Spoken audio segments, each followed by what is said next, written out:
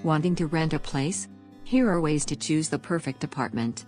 Renting offers plenty of advantages over buying. In fact, CNBC mentioned in one of their articles, it's far cheaper to rent rather than own a house due to high mortgage rates, and reinvesting your savings from your rent outperforms home equity. While the majority of renters are young adults, a growing number of older people now prefer renting, due to the perks accompanied by a more maintenance-free lifestyle. Whether it's a job change, you're a recent college grad, in a pursuit of a less problematic lifestyle, or other changes in life that you're in, renting allows one person to be more flexible.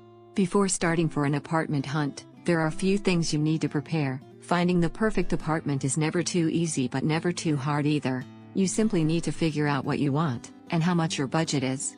Talking to family and friends or property managers gives you an idea where your apartment is, how it will look like, and how much it may cost you. You should also determine your budget. According to the U.S. Census Bureau, your rent should not exceed 20% of your monthly income.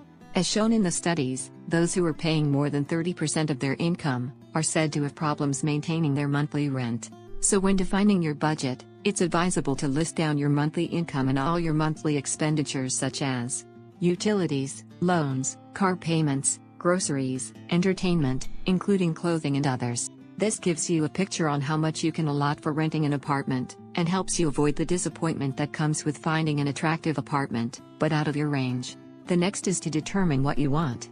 Once you're done figuring out how much you can spend for your apartment, next is to know what you want for an apartment. There are plenty of options to choose from, and it's best to explore all your options before zeroing in on one.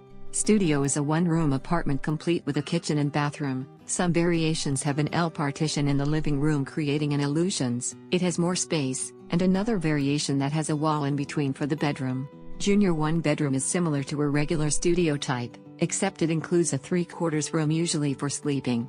Convertible is an apartment that has one large bedroom, that can be converted to 2 bedrooms by placing a drywall in between. Loft is an apartment that has a high ceiling usually found in commercial buildings. The duplex/triplex is an apartment that has a second or third floor customarily used as bedrooms. The garden apartment is almost always on the ground floor. It usually has access to a backyard or garden as the name incites. The railroad apartment is an older generation of apartments usually found in smaller and older buildings. It has 3 or 4 rooms, but does not have a hallway wherein the bedrooms are either on the side or the center forming a rectangular shape. The next is apartment hunting. Once you've got an idea on what type of apartment you'd like, then you can go apartment hunting. There's plenty of information you can find in listings, newspapers, magazines and in the internet. Make sure to compare prices, location and amenities. Some questions to ask the landlord/property manager. Are most tenants here long-term?